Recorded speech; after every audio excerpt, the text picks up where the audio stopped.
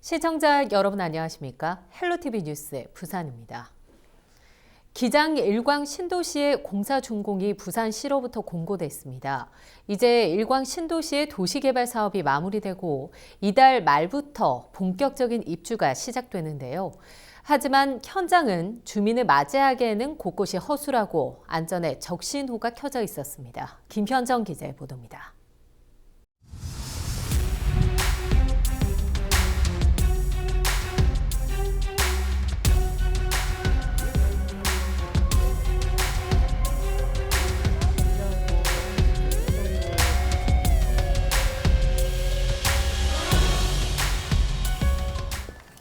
평평해야 할 보도블록이 마치 파도가 치듯 울퉁불퉁 물결치고 있습니다. 우수관을 설치해 놓은 주변부로 손만 갖다 대도 보도블럭이 빠져나옵니다. 보도로 만들어 놓은 길은 원도심 마을로 진입하는 입구까지 침범하고 있어 재공사가 필요한 상황입니다. 바로 이 현장은 부산시가 일광지구 도시개발 사업에 공사 준공 허가를 내준 신도시 곳곳의 면면들입니다. 주민들의 휴식 공간을 위한 공공시설물인 소하천의 상황은 더욱 심각했습니다. 하천 경사면에 얼기설기 쌓여있는 돌은 언제 무너질지 모를 정도로 허술한 모습이었습니다. 경사면에 쌓여있는 토사가 공사 준공 한 달도 채 되지 않았는데 바닥으로 쏟아져 내리기도 했습니다. 일광 신도 시민들의 휴식 공간을 위해서 마련된 하천변입니다. 이렇게 산책로가 마련돼 있긴 합니다만 갑자기 뚝 끊깁니다. 그리고 징검다리가 나오는데요. 굉장히 아찔한 모습으로 이렇게 설계가 돼 있는 모습을 볼 수가 있고요. 그리고 이 화단으로 보면 돌들이 쌓여 있는데 곳곳에 구멍이 숭숭 뚫려 있습니다. 심지어 제가 이렇게 손만 갖다 대도 돌이 빠질 정도로 아주 엉성하게 공사가 마무리돼 있어 주민들의 안전이 위협받고 있습니다. 기장부는 신도시 입주 전 도로와 교통시설물을 점검한 결과 모두 273건의 문제사항이 드러났고 부산도시공사에 전면 재시공을 요청한 상태입니다. 신도시 내 공공시설물 관리는 이후 군으로 이관될 예정으로 기장부는 제대로 된 개선이 이뤄지지 않을 경우 시설물을 이관받지 않겠다는 강경한 입장입니다. 어느 업장 했는지 우리 절대 안 받을 거거든요. 보도블록부터 시작해서 도시기반시설들 엉망다 부실공사. 나 절대 안 받습니다. 이대로 안 돼요. 다 뜯어내고 다시 해야 됩니다. 그런 부실공사에 대한 안전에 대한 책임을 저는 우리 일광 신도시 입주민들에게 떠넘기지 못합니다. 이에 대해 부산도시공사는 민간업체 22곳의 공사가 계속 이어지고 있어 일부 공공시설물의 훼손이 발생했다며 복구에 만전을 기하겠다는 입장입니다. 아마 민간에서 여러 가지 시설 공사를 하면서 보도라든지 그런 부분 자재 적치라든지 그런 부분 훼손 부분이 계속 많이 발생을 하고 있어서 저희가 처음 조성공사 했을 때야 그래 했겠습니까? 그 부분들은 저희도 이제 원상 복구나 이런 부분 계도도 계속하고 보안 공사를 계속해서 입주민들한테 불편도 없어야 되고 저희도 시설물 관리 이관에 문제 없도록. 이제 2주 뒤면 마녀 세대가 거주하는 기장군 일광 신도시 시대가 시작됩니다. 신도시의 면모다운 기반시설 정비와 안전대책이 필요해 보입니다. 헬로티비 뉴스 김현정입니다. 선거 연령이 만 18세로 낮아지면서 일부 교복 입은 유권자들도 투표권을 가지게 됐습니다. 문제는 명확한 학생 유권자들의 선거 교육에 대한 명확한 가이드라인이 나오지 않으면서 교실의 정치화 등 우려의 목소리가 나오고 있는데요. 부산교육청은 3월 이전에 선거 교육을 위해 하나씩 준비해 나가기로 했습니다. 앵커 리포트입니다. 선거 연령이 만 19세에서 18세로 낮아졌습니다. 이로써 오는 4월 15일 총선 유권자는 2002년 4월 16일 이전에 태어난 그러니까 고3 재학생 일부도 포함됩니다. 부산 지역엔 8,037명의 학생이 투표에 참여할 것으로 추산됩니다. 정치 현상에 대해서 당연히 관심을 가지게 되는 중요한 계기가 되었다고 생각을 합니다. 선거권을 가지게 되었으니까요. 그러니까 자기들이 가지고 있는 생각들을 친구들과 활발하게 좀 논의를 해줄 수 있기를 기대합니다. 학교 현장에서는 학생들의 선거운동에 대한 교육과정 등 구체적 가이드라인을 만들고 있는 상황, 또 각 시도교육청과 선관위에선 학교 내 선거운동과 관련된 법 조항을 보완해달라고 국회에 요청했습니다. 학생들의 투표인 만큼 다양한 계층에서 우려의 목소리가 터져 나오는 가운데 중앙선거관리위원회가 15일 만 18세 선거권 확대에 따른 종합 대응 계획을 발표했습니다. 우선 전국 2,300여 개 고등학교에 선관위 직원이 직접 찾아가 선거 교육에 나섭니다. 교육 현장에 혼란이 발생하지 않도록 예방과 단속 기준을 마련해 선관위에서 주도적으로 교육을 하겠다는 겁니다. 교실 내 정당이나 후보자 명칭이 기재된 포스터나 현수막 등을 붙이는 건 선거법 위반입니다. 또 교실 안의 특정 장소에 학생들을 모아 연설하는 형태의 선거 집회도 불가능합니다. 교사 등 교육 관계자들이 불법 선거운동에 관여할 경우 신고 포상금은 최고 5억 원입니다. 정당이나 후보자 등이 학교 교실에 방문해 선거 활동을 하는 건 역시 단속 대상입니다. 부산교육청에선 학교에서 정치적 문제가 발생하지 않도록 후보자들의 자정 노력을 기대했습니다. 그래도 총선에 나선 분들은 그래도 대한민국의 미래를 이끌어 나갈 지도자분 아닙니까? 학교 현장이 이런 정치적인 문제로 논란을 일으키지 않도록 좀 자율적으로 좀 자제할 줄 알고 또 어떻게 보면 후보자 간에 좀 합의를 통해서 우리 특히 부산에서 좀 모범적인 사례를 만들어 주었으면 좋지 않을까 하는 생각을 가지고 있습니다. 부산교육청은 오는 3월부터 학생들을 대상으로 한 선거교육이 시작돼야 하는 만큼 선거권을 올바르게 행사할 수 있도록 교육과정과 연계한 교사 학습 자료 개발과 선거법 위반 사례집 제작 등 선관위와 함께 본격적으로 하나씩 준비해 나가기로 했습니다. 헬로티비 뉴스 차선영입니다. 지역 화폐 발행에 따른 정부 지원금을 받은 부산시가 지자체에 내려주지 않아 비난이 예상됩니다. 중복 지원이라는 이유인데요. 지자체는 당혹스럽다는 반응입니다. 김하식 기자입니다. 올해 지역화폐 동백전을 발행한 부산시. 이에 따라 전체 발행 금액의 4%인 100억 원가량을 행정안전부로부터 지원받았습니다. 시민들이 100만 원어치의 동백전을 구입하면 최대 10%, 10만 원을 추가로 더 받을 수 있는데 이때 이 지원금이 사용됩니다. 이런 제도는 지역화폐 사용을 확대시키는 가장 큰 요인 중 하나입니다. 하지만 부산시가 대규모 정부 예산을 받았는데도 웃지 못하는 곳이 있습니다. 지난해 부산 최초로 지역화폐를 발행한 동구청입니다. 동구는 지난해 지역화폐 이바구페이 30억 원어치를 발행해 1억 2천만 원을 지원받았습니다.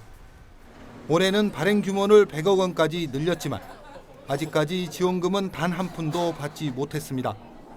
해가 바뀌었는데도 지원금에 대한 논의는 없었기 때문입니다. 저희가 지금 인센티브 예산을 50%만 반영이 났거든요. 네. 그래서 안 했을 경우 이제 구비부분을 다 반영해야 되니까 이제 그 재정에 조금 어려움입니다. 부산시의 관심은 동백전에 쏠려 있습니다. 그러다 보니 이바구페이에 대한 지원금 분담을 논의하기에는 이르다는 입장입니다. 여기다 동구에서는 동백전과 이바구페이 두 지역화폐를 쓸 수 있어 지원금을 따로 준다면 사실상 중복 지원이라고 판단하고 있습니다. 운영 시스템이 다른 것도 지원 불가로운 이유 중에 하나입니다. 중복될 가능성이 있기 때문에 이게 통합이 안 되면은 지원이 어렵거든요. 통합 관리가 가능해야 됩니다. 수개월 동안 동백전 도입에 대한 준비가 계속돼 왔고 또 전문가들의 논의 과정에서도 명확한 방침이 없었던 보조금 분담 문제. 이제는 오히려 광역단체와 기초단체 간 경쟁으로 비춰질 수 있다는 지적도 나오고 있습니다. 시스템의 다른 부분들에 대해서는 해결할 수 있는 방향으로 빨리 조금 협의하든가 조정이 돼야 되는데 그렇지 않은 것의 모습을 보게 되면 어느 정도 좀 무책임한 이런 모습이지 않는가. 올해 동구 이바구페이는 3억 원, 부산시 동백전은 30억여 원이 팔려나간 것으로 집계됐습니다. 헬로티비 뉴스 김한식입니다. 20년 된 부산의 관문인 금정구 노포동 부산 종합버스 터미널. 수년 동안 여러 차례 개발 계획이 나왔지만 이렇다 할 성과는 없었습니다. 현재도 노포 복합 한승센터 개발 사업을 위한 타당성 조사가 진행 중인데 이 역시 당초 계획보다 늦춰질 것으로 보입니다. 앵커 리포트입니다. 지난해에만 291만여 명이 이용한 부산 종합터미널 일대입니다. 도시철도 1호선 종점인 노포역 등 지역 대중교통과 광역교통수단이 교차하는 지점으로 부산의 내륙 관문입니다. 부산 종합터미널은 부산의 관문으로 이 버스를 이용해 부산을 찾은 관광객들에게 이 부산의 첫 인상을 줄 수 있는 곳인데요. 터미널이 조성되고 여러 차례 개발 계획이 나왔지만 20여 년의 시간 동안 달라진 건 없습니다. 터미널을 빠져나오면 택시만 길게 줄지어 있을 뿐 은행한 곳 없습니다. 인근엔 문화시설이나 제대로 된 상업시설조차 없다 보니 단순한 터미널로서의 기능만 하고 있습니다. 시설 자체는 그렇게 큰 문제는 없어 보이지만은 그래도 좀 많이 좀 오랜 시간이 걸린 것 같은 약간 옛날 느낌 너무 많이 나는 것 같아요. 이제 여기 도착해서 저희는 전주로 이제 이동할 예정인데 아늑한 공간에서 커피 한 잔 마시고 싶어서 나왔는데 보니까 적절한 커피숍이 없을 것 같다. 그런 문화시설? 그런 공간이 있으면은 좀 더 이 부산을 즐길 수 있지 않을까. 이미 역세권 개발이 이루어진 부산역이나 사상 서부버스터미널 주변과 비교해 초라한 모습입니다. 도로가 잘 돼 있잖아요. 외곽으로 나가기에 좋고 요즘 저 뒤에 가면 검정 있는 데인지 해갖고 창원 가기도 좋고 뭐 경부고속도로 바로 돌격도 있고 교통은 좋아요. 좋은데 한 가지 이제 개발이 안 됐다는 거지. 수은 보호구역이 돼가지고. 부산 종합터미널 일대의 경우 개발 제한구역과 자연 녹지지역, 상수원 보호구역과 겹쳐 2중, 3중 규제를 받고 있다 보니 사업 추진이 어려운 상황입니다. 2015년엔 부산시가 나서 부산 종합터미널 역세권 개발 계획을 수립해 보고회를 열었는데 보고회 당시 부산시와 부산도시공사, 한국토지주택공사가 참여해 주변의 호텔과 아파트 단독주택, 복합상업시설, 공원 등을 조성하는 공영 개발 방식이 제시됐습니다. 수년이 흘렀지만 이마저도 개발 계획이라는 이름으로 묶여 있습니다. 이번엔 다를 수 있을까? 지난해 개발 면적을 좁혀 부산 종합터미널을 포함해 6만 제곱미터 일대에 노포 복합 한승센터 개발 사업을 위한 타당성 조사가 진행 중입니다. 올해 하반기엔 사업 대상자를 선정하고 2022년엔 공공성과 수익성을 창출할 수 있는 공간을 본격적으로 조성할 계획인데 이번에도 제대로 추진될 수 있을지 걱정이 앞섭니다. 그때는 막 빨리 진행을 하려 했는데 한승센터도 처음에는 21년도 말 22년도 이때 막 추진을 했었는데 그게 좀 늦어지면서 조금 지금은 좀 조용해져 있는 그런 상태로 알고 있기 때문에 20년의 시간 동안 관광객과 시민들의 불편을 뒤로한 채 낡은 모습으로 방치되다시피 한 부산 광문의 모습. 수년째 이렇다 할 성과 없이 부산 종합터미널과 주변 역세권 개발 타당성 조사를 위한 수억 원의 용역비만 낭비되고 있는 모양새입니다. 헬로티비 뉴스 차선영입니다. 올겨울은 예년에 비해 유난히 따뜻합니다. 그래서인지 봄꽃은 벌써 꽃망울을 터뜨렸고 지난 가을에 피었던 꽃들도 아직 지지 않고 있습니다. 계절을 잊은 꽃들을 김하식 기자가 스마트폰 출동으로 담았습니다. 은빛 가지 위에 피어난 노란 꽃잎. 봄의 상징인 개나리입니다. 통상 3월 중순에나 볼 수 있지만 한겨울에 이미 꽃이 피었습니다. 담장 밑에 자리 잡은 노란 꽃망울. 늦여름에서 초가을에 핀다는 엉겅퀴도 벌써 얼굴을 내밀었습니다. 올겨울 유난히 따뜻한 날씨가 이어지면서 꽃들이 계절을 잊었습니다. 진달래보다 늦게 핀다는 철쭉도 한겨울 따뜻한 날씨에 꽃망울을 터뜨렸습니다. 계절을 잊은 철쭉은 시민공원 곳곳에서 볼 수 있습니다. 겨울에 보는 봄꽃이 신기하기도 하지만 한편으로는 걱정입니다. 신기하고 좋아. 봄에 피어서 예쁘게 볼 꽃인데 겨울인데 봄인 것 같네요. 철을 잊은 것 같네요. 왜 그렇지? 날씨가 너무 따뜻해서 그런가. 산에 가도 개나리도 조금씩 피어 있는 게 보이고 해서 환경이 오염돼서. 담장 주변에 흐드러지게 핀 꽃은 민들레입니다. 지난 가을 꽃을 피웠다. 예년보다 따뜻한 겨울 날씨에 아직까지도 자태를 뽐내고 있는 겁니다. 토끼풀로 잘 알려진 클로버도 짙은 녹색을 유지하는 건 물론 꽃까지 피웠습니다. 2월에 펴 봄의 전령사로 불리는 매화도 꽃망울을 터뜨렸고 목련도 벌써부터 꽃을 피울 준비를 하고 있습니다. 연일 이어지는 온화한 날씨에 시민들은 겨울이지만 봄처럼 느낍니다. 너무 포근하고 따뜻한 것 같아요. 따뜻해서 겨울 옷을 별로 아직 안 내입은 것도 많아요. 파카 같은 거 안 입어도 괜찮을 만큼 따뜻했었어요. 봄 같은 겨울이에요. 너무 따뜻하니까. 산책 나오기도 좋고, 예, 또 뭐 활동하기는 훨씬 편한 것 같기는 해요. 무슨 이거 봄인지 5월인지 4월인지 그 부분이 잘 안 갈 때가 많습니다. 시민들이 느끼는 것처럼 올겨울은 정말 따뜻할까? 올해 1월 1일부터 13일까지 부산 지역 평균 기온은 평년보다 2.7도 높은 6.2도. 최고 기온은 지난 7일 영상 17도를 기록했는데 기상 관측 이래 세 번째로 높은 겨울 기온입니다. 기상청은 앞으로도 낮 기온이 평년보다 따뜻한 영상 8도에서 10도를 유지할 것으로 전망했습니다. 헬로티비 뉴스 김한식입니다. 기장군 일광 신도시 입주가 이달 말부터 시작됩니다. 무려 10,000세대 2만 5천여 명의 인구가 일광의 새로운 도시에 거주하게 되는데요. 우회 도로 개설은커녕 교통 대란이 불을 보듯 뻔한 상황에 처했습니다. 김현정 기자의 보도입니다. 막바지 공사가 진행 중인 기장군 일광 신도시. 주거와 상업용 단지 124만 제곱미터 부지에 만여 세대가 입주하게 될 대규모 신도시입니다. 이달 말 입주를 앞두고 있는데 신도시에 들어서는 입구부터 교통 흐름에 우려가 뒤따르고 있습니다. 제 뒤로 아파트 숲이 보이시죠? 저는 바로 일광 신도시로 진입하는 길목에 나와 있습니다. 그런데 문제는 말이죠.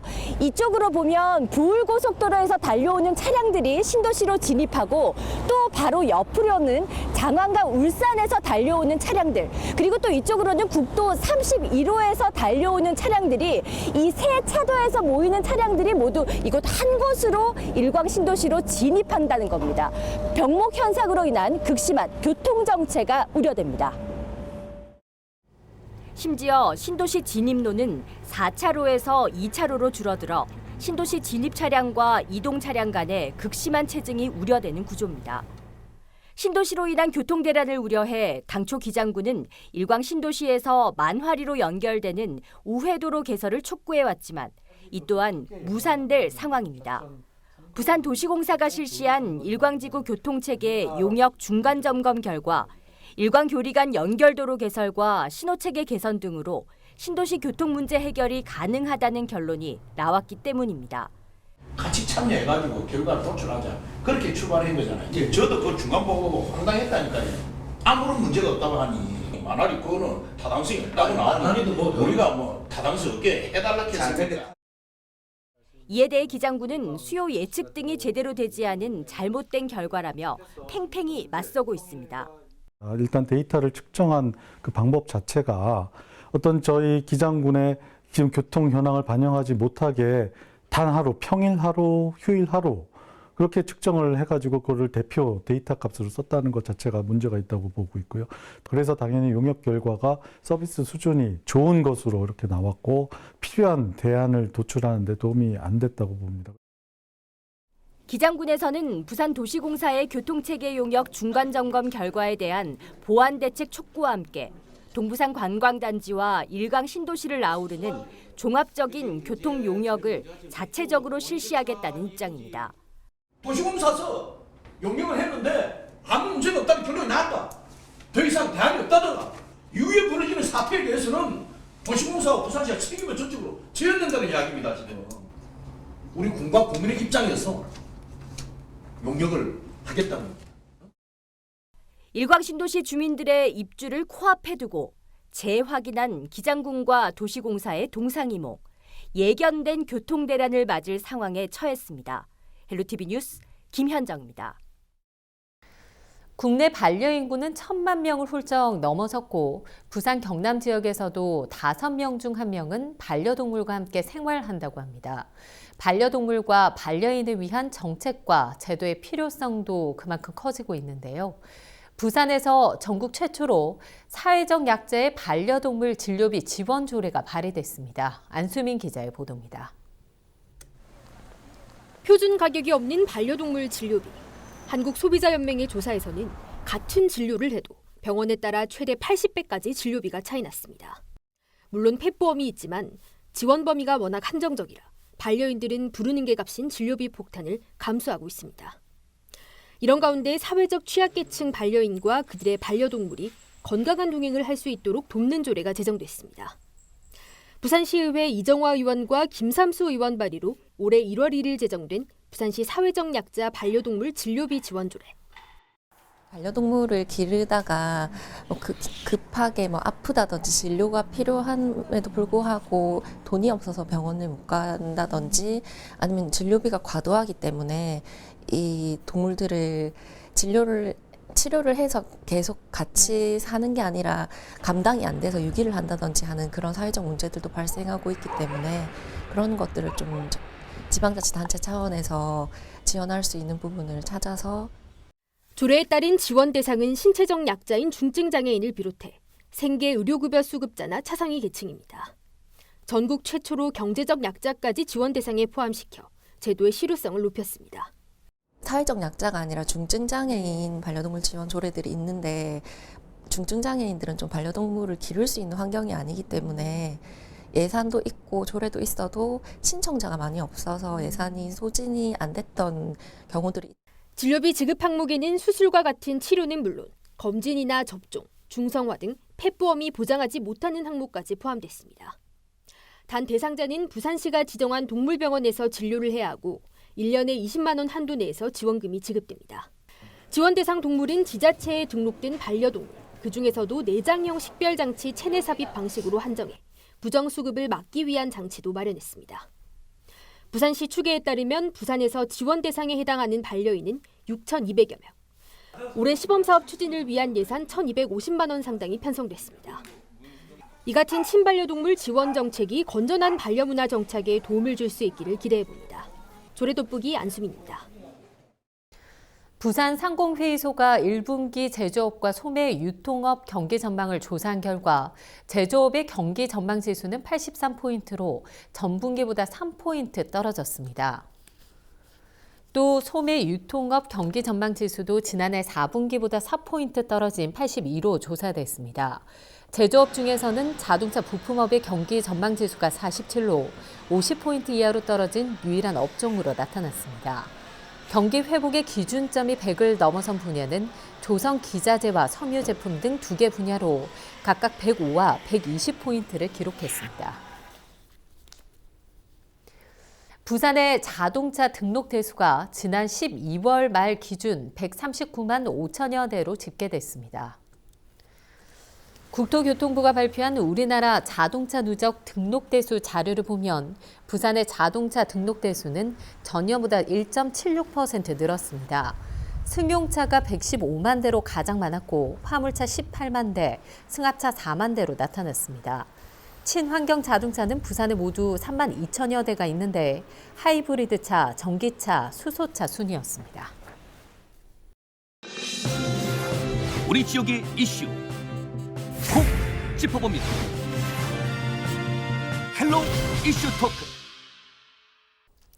이슈 토크입니다. 동부산 관광단지 일대 도로는 주말마다 교통 전쟁이 벌어집니다.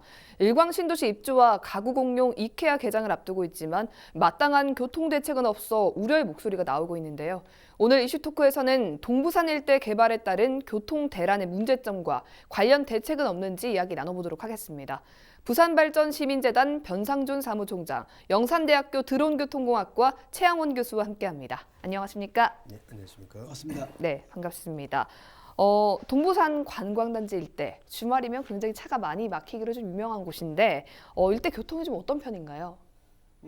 일단 시대가 바뀌다 보니까 사람들이 외곽으로 많이 주말 되면 나가기도 합니다. 네. 그러다 보니까 특히 기장 쪽은 바닷가가 많지 않습니까? 그럼 많이 나가고 거기에 또 지금 이제 카페 거리도 많이 형성되고 네.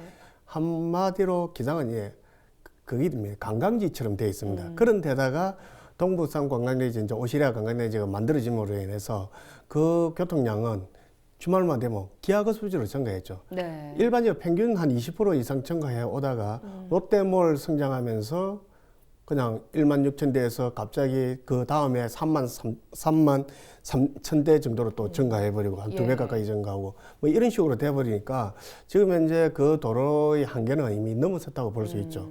그러니까 평균 지금 현재 6년 전에 비해서 한 2.5배 증가했고 교통량은 매년 한 20%씩 증가하고 있다. 네. 이렇게 생각하시면 됩니다. 네. 근데 이런 와중에 또 이달 말부터 일광신도시 입주가 시작이 됩니다. 사실은 교통대란이 좀 불을 보듯 뻔한 그런 상황으로 볼 수 있는데요.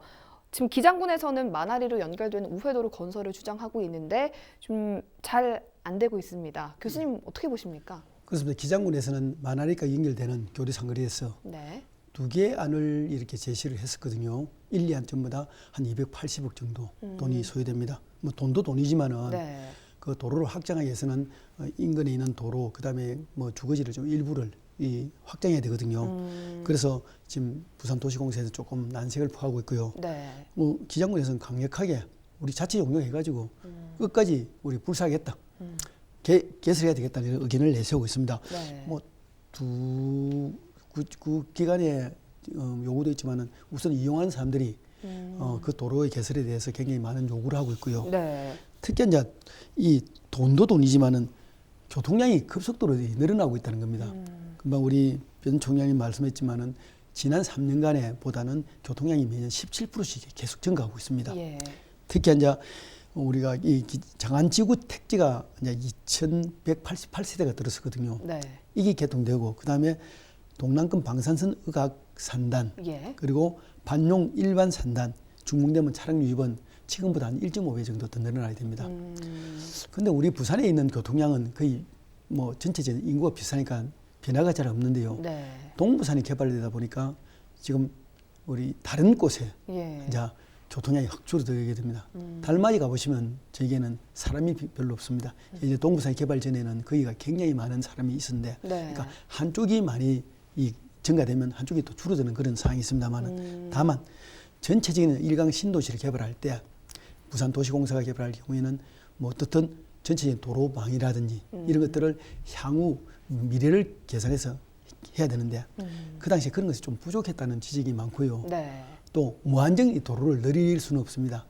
뭐 일단은 동부산 같은 경우는 불강력 강력 도로도 있고 고속도로 있습니다. 그리고 13국도도 확장돼가 있고요.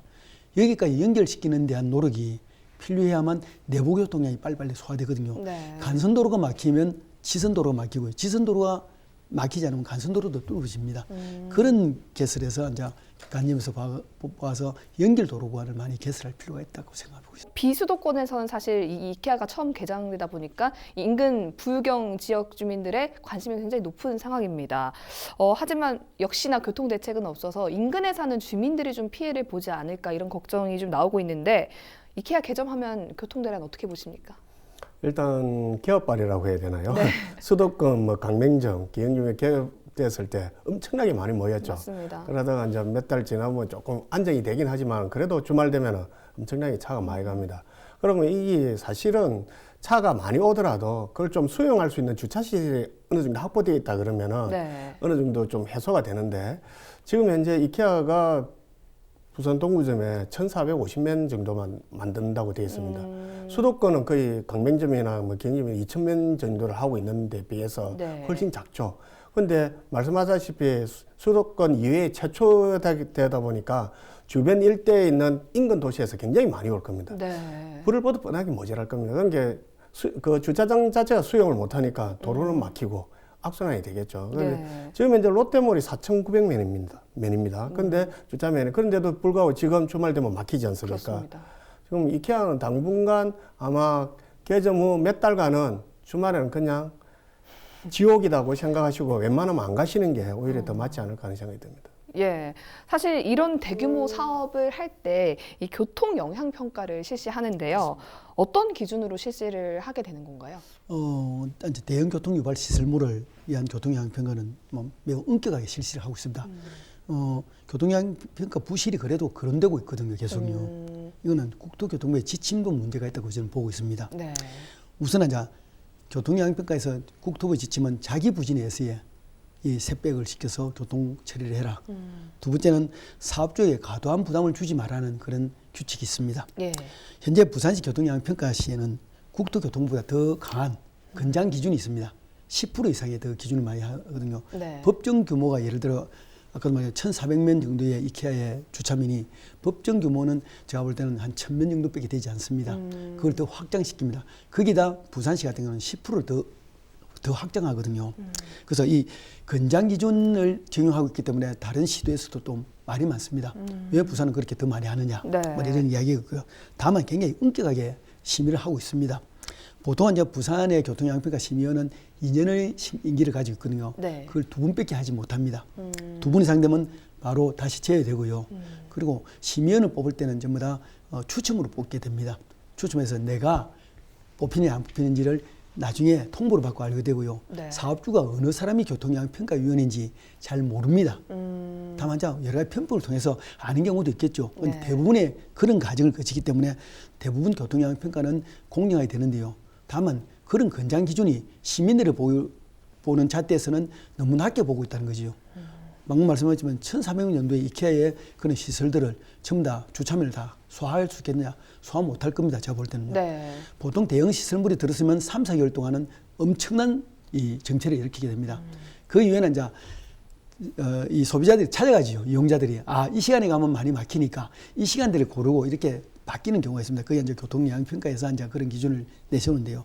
다만 무한정 주차장도 많이 만들 수는 없다. 매장 인근의 기장 해변로 1개 차로를 늘리겠다 이렇게 밝혔습니다. 이게 대책이 좀 될 수가 있을까요?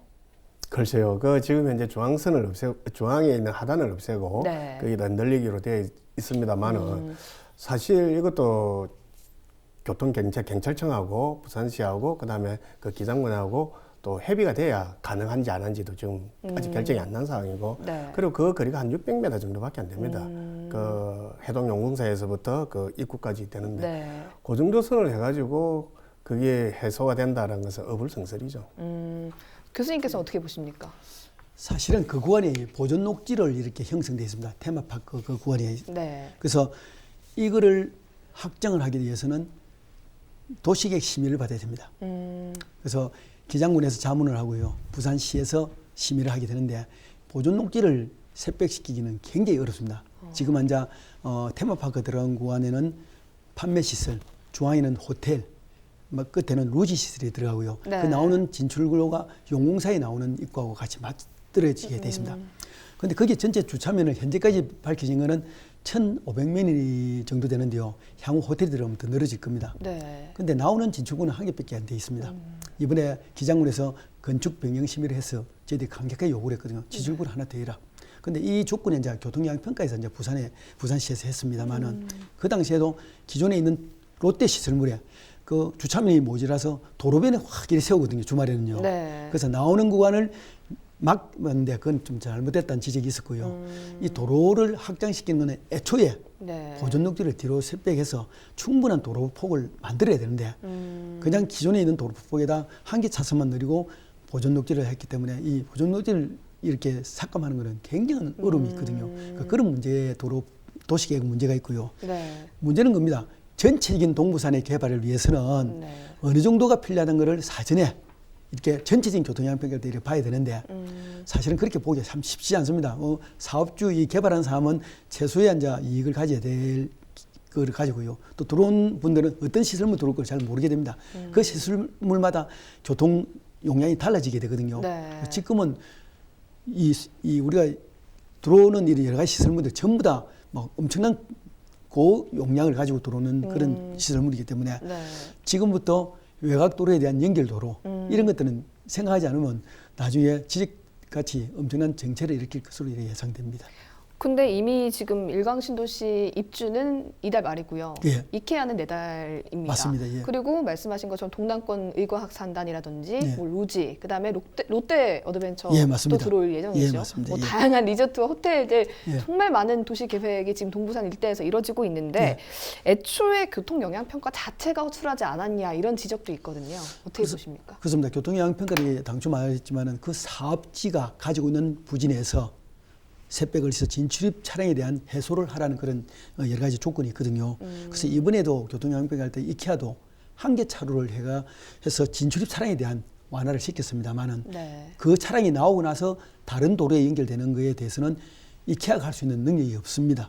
그래서 그에 대한 연결되는 구간을 차량 해소를 하는 데는 굉장히 문제가 있었고요. 네. 다만 이제 교통 유발을 사전에 방지하기 위해서는 장기적인 그런 계획들이 나와야 됩니다. 이거는 부산시가 도시계획을 그렇게 도로선을 끄야 될 것으로 보입니다. 그리고 시행주체 도시공사가 이렇게 도로를 확보해야 되고요. 네. 들어온 시설물은 자기 진출 차량에 대한 셋백을 해서 진출이 감축차를 확보해야 되고 또 이제 적정한 주차 용량을 해야 되는데 그런 것들이 잘 안 맞는 경우가 굉장히 많습니다. 네. 그러다 보니까 교통영향평가가 이번에도 부실하다는 지적이 있고요.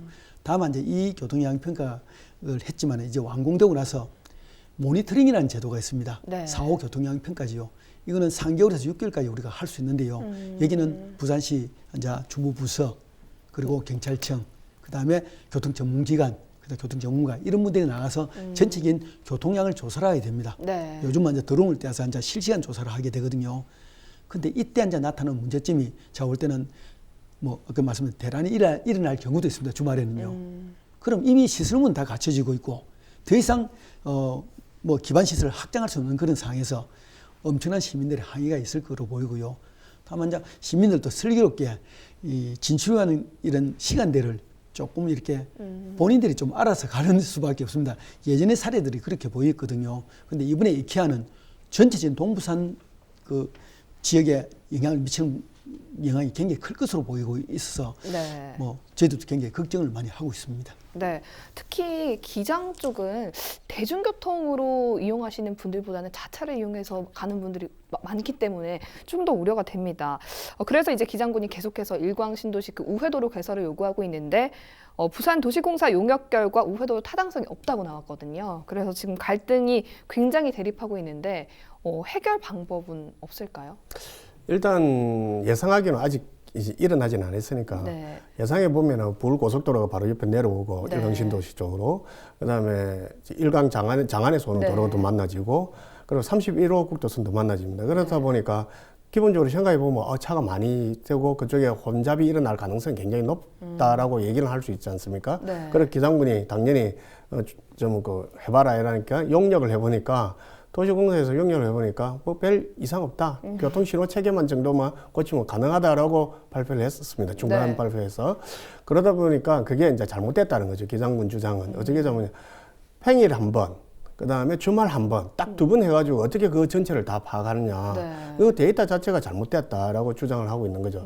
그러다 보니 기장군 내에서는 자체 용역이 지금 들어갔습니다. 네. 그 자체 용역을 해서 자기들 주장을 만들어 하게 할 건데 현재로서는 지금 이제 그 자체 용역과 네. 시에서 도시개발공사에서 하는 용역을 비교해보고 어떤 것이 더 타당한가 봐야 되겠죠. 근데 사실 신도시가 들어오면 교통량이 늘어날 수밖에 없습니다. 그렇죠. 예, 그럼 늘어날 수밖에 없기 때문에 좀 대책은 필요하지 않을까 저는 생각합니다. 기장군의 원래 주장대로 우회도로가 개설된다면 지금 예상되는 교통 지옥은 조금 해소가 될 거라고 예상하십니까? 그렇죠. 예, 아무래도 도로가 있으면 좀 많이 나가게 되죠. 근데 이게 교통이라는 게 도로가 만들어지면 당연히 처음에는 숨통이 치지만 도로가 좋아지면 또 차량이 또 늘어납니다. 네. 그런 도시공학적인 측면이 있기 때문에 어떤 방법으로 나갈지에 대한 고민은 조금 더 해봐야 될 것입니다. 예, 잘 알겠습니다. 교통 유발의 원인이 되는 대규모 시설물에 원래 이제 교통 유발 부담금을 부과하게 되는데요. 이케아 개장으로 만약에 이런 교통 체증이 발생했을 때 이케아 측에서도 교통 유발 부담금을 내야 합니까? 당연합니다. 옛날에 군 경우에나 있습니까? 내지 않은 경우인데 이제는 전부 다 대도시권에 들어가서 다 됩니다. 이번에 이제 이 이케아 경우는 교통유발 부담금이 적용되는데요. 네. 이 교통유발 부담금의 현행법상 바닥이 1000평방미터 이상 되는 그런 시설물, 교통 유발의 원인을 되는 그런 시설물에는 부과하게 됩니다. 이거 부과되는 이유가 뭐냐면 이런 돈을 받아서 도시의 인프라 시설을 확장하는 데 소요이거든요. 네. 그래서 당연히 됩니다. 한 어느 정도 되는가 좀 궁금하죠, 그죠? 네네. 보통 교통유발 부담은 매년 10월 1일 날 이렇게 부과가 되거든요. 네. 그러니까 이제 2월 달에 되고 나면 이 개하는 10월 달에 이제 됩니다. 현재로는 4억 한 7천만 원 정도 예상이 되고 있습니다. 이건 이제 20% 정도 경감한 금액입니다. 더하면 뭐 한 6억까지 올라갈 수 있습니다. 근데 6억은 도로 인프라 시설을 맞추는데 확보하는데 크게 도움이 되지 않는 그런 금액입니다. 네. 도로 폭 하나 개설하는데 보통 뭐 20억, 30억 들어가는데 네. 예를 들어 10km 낸다면 200억이라는 돈이 들어가거든요. 그래서 엄청난 돈이 되기 때문에 6억, 뭐 5, 6억 가지고는 되지 않지만은 그래도 이건 한데요. 이거 이제 경감 비율을 적용해가지고 이 혼잡 유발 부담금을 적게 내기 위해서는 여러 가지 이 많은 이 항목을 엮고 있습니다. 네. 이 항목을 보면 부재 운행하겠다. 그다음에 주차장 유로하겠다. 뭐 많이 하고 있습니다. 네. 그다음에 통근형 차량 운행하겠다. 그다음에 시차 출근제 하겠다. 직원들은. 그다음에 카풀 운행하겠다. 대중교통 날을 시행하겠다. 그다음에 대중교통 이용 보조금 지급하겠다. 그다음에 자전거 이용하겠다. 업무용 택시 이용하겠다. 네. 그다음에 셔틀버스 운행하겠다. 부설 주차장 야간 개방하겠다. 이러는데요. 셔틀버스를 운행하게 되면 또 기존에 있는 버스 업체하고도 엄청난 갈등이 또 있게 됩니다. 뭐 이런 것들 해소 때문에 옛날에 우리 할인마트 전부 다 셔틀버스 없었죠, 그죠? 네. 뭐 이런 여러 가지 문제인데 이렇게 하게 되면 한 20% 이상 이렇게 경감이 됩니다. 30%까지 되는데요. 그런데 이 돈의 문제보다는요, 어떻게 하면 교통량이 들어온 거를 좀 시간대로 분산하느냐, 또 그러고 어떻게 하면 이 대중교통만 이용하는 이런 문제에 좀 고심할 필요가 있고요. 방금도 변 총장 말했지만은 기장군에서 교리상거리에서 반송까지 이제 연결시키는 도로 뭐 이해했지만은 굉장히 필요합니다. 2만 5천 세대가 들어가면 엄청난 교통량이 늘어나거든요. 네. 지금보다 한 30% 정도 늘어날 겁니다.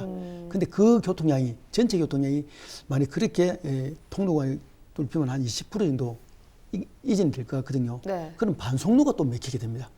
반송로가 막히게 되면 전체적인 그 농수산물 시장까지 엄청나게 이제 연결되거든요. 네. 이런 것들에도 전체적인 도로가 다 미치기 때문에 어느 한 구간을 없애기보다는 바로 나가서 바로 고속도로나 그다음에 외곽순환도로로 이렇게 연결되는 도로망에 연결되지 않으면 일부 구간에 개설한데도 큰 효과를 보기는 어렵습니다. 오시리아 관광단지 개발도 마무리 단계에 접어들었고 아직까지는 교통 대책이 좀 미비한 상황이기 때문에 좀 더 늦기 전에 교통 대책이 좀 세워져야 할 것 같긴 하거든요. 어떻게 보십니까? 저는 이게 동부산 관광단지부터 출발해서 지금 오시리아 관광단지 오기까지 엄청난 시간이 지났습니다. 네. 만들어질 때 이걸 몰랐을까요? 지금 현재 이케아 들어온다고 지금 교통 문제, 나중에 또 테마공원 들어오면 또 이 문제를 똑같이 아마 토론해야 할 것 같을 정도입니다. 그럼 네. 이걸 예상하지 못했었는지, 아니면 돈이 없었는지, 네. 아니면 교통 영향 분석 평가가 부실했는지, 이걸 저는 잘 모르겠지만 네. 현재는 어쨌든 해결을 해야 되는 상황입니다. 해결을 해야 되는 상황이라 그러면은 지금 현재 시에서 내세우고 있는 게 이제 장안로하고 센텀시티 지하도로 연결하면 좀 빨리 빠져나가니까. 네. 그리고 반송에서 오시리아 바로 연결하게 반송 터널을 만들겠다고 하지만 이 문제도 사실은 국비가 지원되지 않으면 만들 수가 없는 상황이거든요. 그러면 네. 그 세월도 3년, 6년 하세월이고. 그래서 저는 이게 당분간은 지금 개업하고 있으니까 주말이라도 이부제를 한번 해보는 게 어떨까. 이부제를 한번 해서 주말이라도 교통 흐름이 조금 더 절반 감면되게 한다 그러면은 당분간의 교통 혼잡은 좀 줄이될 수 있지 않을까 하는 생각이 들고, 장기적으로 물론 외곽으로 빨리 빠지는 교수님 말씀처럼 외곽으로 빨리 빠져나갈 수 있는 도로들은 이제 그때 차근차근 해 나가는 게 맞지 않을까라는 생각이 듭니다. 부산의 경제를 되살리기 위해 아주 중요한 관광단지가 동부산에 조성되고 있는 만큼 교통 문제가 꼭 해결이 잘 됐으면 좋겠습니다. 오늘 이슈토크는 여기서 마치겠습니다. 함께해 주신 두 분 고맙습니다. 감사합니다.